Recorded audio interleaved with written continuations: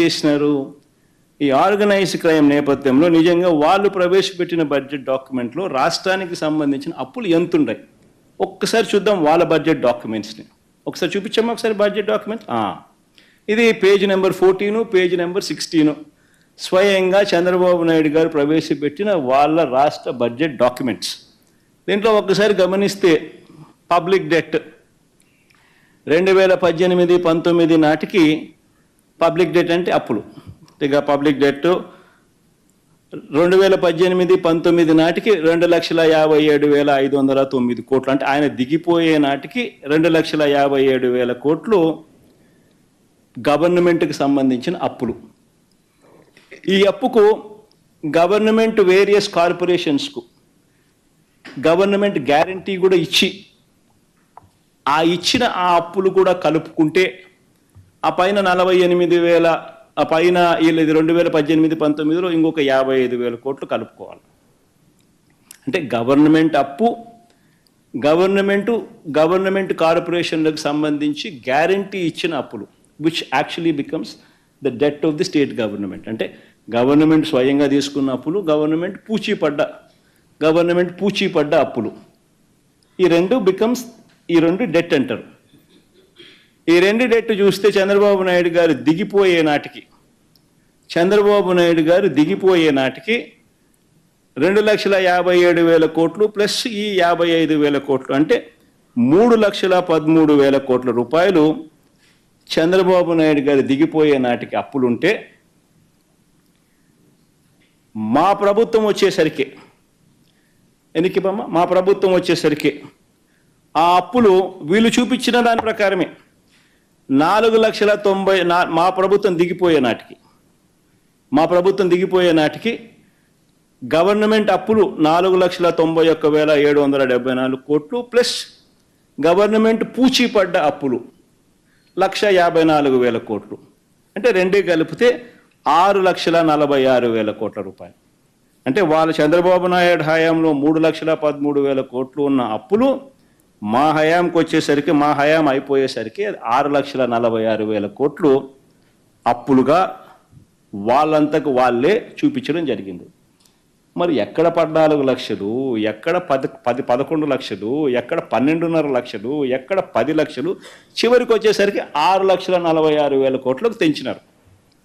ఒకసారి నెక్స్ట్ స్లైడ్లోకి బామ్మ. పోనీ ఎవరెవరి హయాంలో ఎంతెంత అప్పులు చేసినారు, ఆ అప్పులకు సంబంధించి గ్రోత్ రేట్ ఎంత అంటే కంపౌండెడ్ యాన్యువల్ గ్రోత్ రేట్.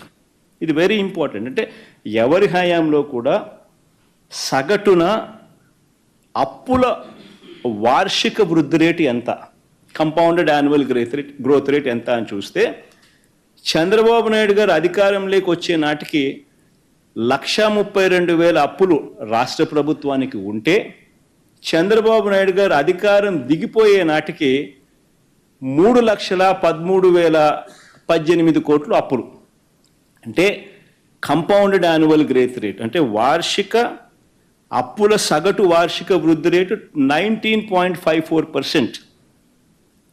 ఆయన హయాంలో ఆయన అప్పులు చేస్తే మా 5 ఏళ్ల కాలంలో 3,13,000 కోట్లు 6,46,000 కోట్లు అయింది. అంటే కంపౌండెడ్ యాన్యువల్ గ్రోత్ రేట్ అంటే అప్పుల సగటు వార్షిక వృద్ధి రేటు మా హయాంలో ఆయన కన్నా తక్కువ 15.61%. అంటే చంద్రబాబు నాయుడు గారి కన్నా ఏకంగా 4% తక్కువ. పోనీలేబ్బా అప్పులు అంటున్నారు కాబట్టి ఇంకా ఒక అడుగు ముందుకేసి నాన్ గ్యారంటీడ్ అప్పు కూడా తీసుకుందాం. నాన్ గ్యారంటీడ్ అప్పు కూడా తీసుకుంటే పవర్ సెక్టర్కు ప్రధానంగా ఉంటాయి కాబట్టి అది కూడా తీసుకుంటే చంద్రబాబు నాయుడు గారి హయాంలో 8,638 కోట్ల రూపాయలు ఉన్న నాన్ గ్యారంటీడ్ పబ్లిక్ సెక్టర్ కార్పొరేషన్స్కి సంబంధించిన నాన్ గ్యారంటీడ్ డెట్ ఆయన హయాం ముగిసే లోపల 77,228 కోట్లకు తీసుకుపోయినాడు. డిస్కాములన్నీ పవర్ సెక్టర్ కార్పొరేషన్స్, డిస్కాములు ప్రధానంగా 77,228 కోట్లు తీసుకుపోయి నాన్ గ్యారంటీడ్ డెట్ 54.98% పెరిగింది. మేము డిస్కాములను కాపాడడానికి పబ్లిక్ సెక్టర్ కార్పొరేషన్స్ నాన్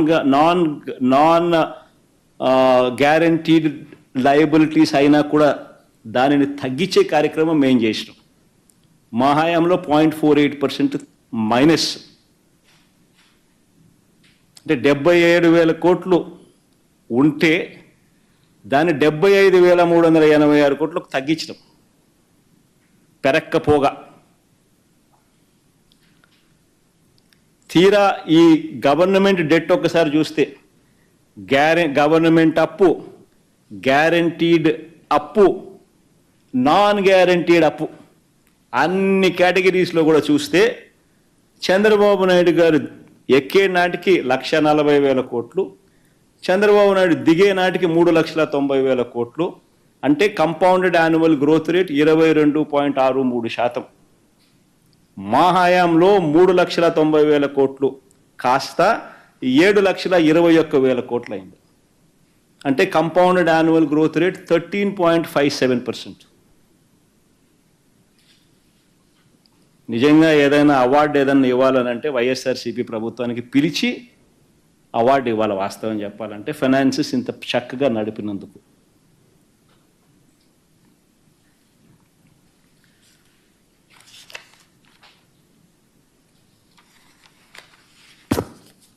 నేను ఒకటే అడుగుతా ఉన్నా, మళ్ళీ వీళ్ళు ప్రచారం చేసినట్టుగా 14 లక్షల కోట్లు ఏమైంది, 12.5 లక్షల కోట్లు ఏమైంది, 10 లక్షల కోట్లు ఏమైంది?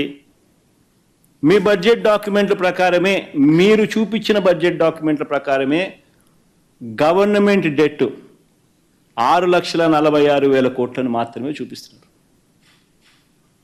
మరి 6,46,000 కోట్లు మాత్రమే ఉందని చెప్పి మీ గవర్నమెంట్ డాక్యుమెంట్లలో మీరే చూపించగా,